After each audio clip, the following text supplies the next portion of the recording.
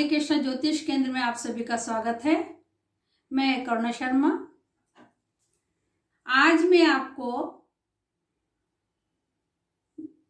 बताने जा रही हूँ कि हमको अपने जो रोजमर्रा में इस्तेमाल होने वाली कैंची और चाकू होते हैं उनको कैसे और किस प्रयोग करने के बाद किस दिशा में रखना चाहिए और कैसे रखना चाहिए और उनको सही दिशा में रखने से हमारी किस्मत पर क्या प्रभाव पड़ता है ये बताऊंगी।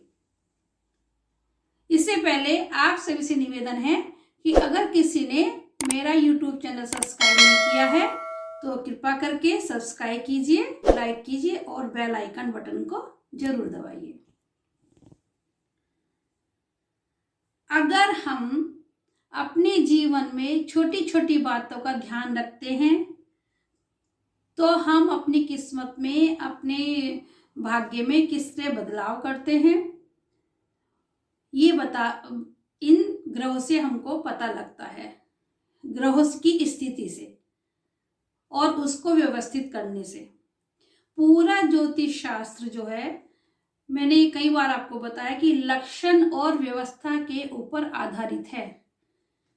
कोई भी ग्रह जब अपना प्रभाव छोड़ते हैं, अच्छा या बुरा, तो वो लक्षण के आधार पर ही होता है। वो हमें अपने सामने से आकर नहीं कहते कि हम आपकी कुंडली में गलत परिणाम देने जा रहे हैं, उसका प्रभाव डालने जा रहे हैं, तो हमको आप ठीक करिए, ऐसा नहीं कहते। वो सिर्फ हमारे पर प्रभाव डालते हैं अलग अलग तरीकों से, अलग अलग कामों से।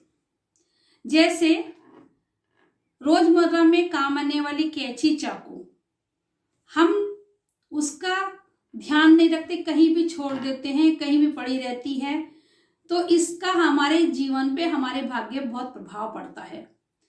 कैंची या चाकू, कोई भी धारदार चीज, औजार केतु से रिप्रेजेंट होता है। केतु इसका कारक है।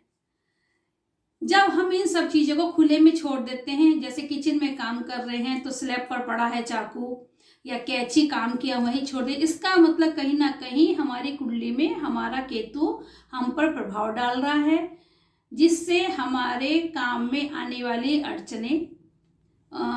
काम में अड़चने आती हैं। हमको ये पता नहीं चलता, छोटी छोटी चीजों को, छोटे छोटे काम करने के तरीकों को कैसे करते हैं और कैसे ग्रहों का प्रभाव पड़ता है, ये हमको पता नहीं चलता। जब एकदम से सारी परेशानी सामने आती है तो हम उसको तब समझ पाते हैं।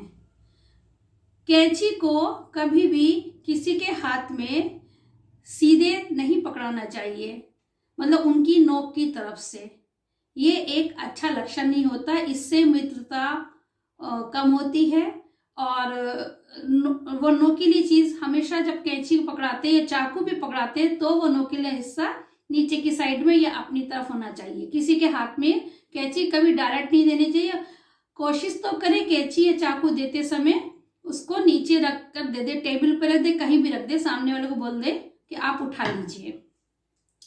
दूसरा, घर में कभी भी जंग लगी चाकू और कैंची नहीं होना चाहिए। पुराना टूटा हुआ चाकू भी नहीं होना चाहिए और इसके साथ साथ जंग लगी कीलें भी नहीं होनी चाहिए, कोई भी चीजें।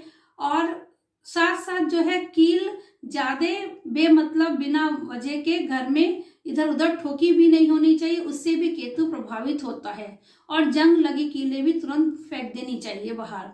कैंची भी अगर टूटी है, पुरानी है, तो आप नई लीजिए, उसको फेंक दीजिए। अगर हम इन सब चीजों का ध्यान रखेंगे तो हमारा केतु ठीक होने लगता है। बहुत पुराना चाकू हो गया है, बहुत पुरानी कैंची हो गई तो उसको तुरंत बदल दें। पूरी जंग लगी हुई कैंची चाकू घर में नहीं रखे। कोई भी औजार जो जिसमें जंग लगाओ घर में नहीं रखना चाहिए। अब कैंची और चाकू कैसे, कहाँ रखना चाहिए? हमेशा कैंची को और चाकू को एक बंद डिब्बे में, बॉक्स में रखें, या कोई स्टैंड आता है तो उसमें रखें।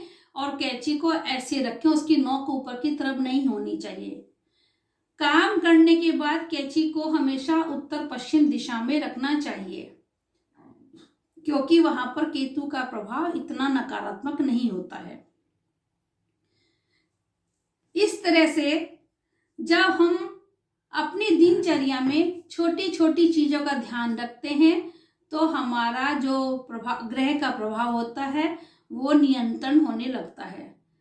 पहले के लोग तो ज्यादातर इन सब छोटी छोटी चीजों का ध्यान रखते थे, व्यवस्था का ही ध्यान रखते थे कि कैसे वो कार्य करना है और कैसे उनको करना चाहिए।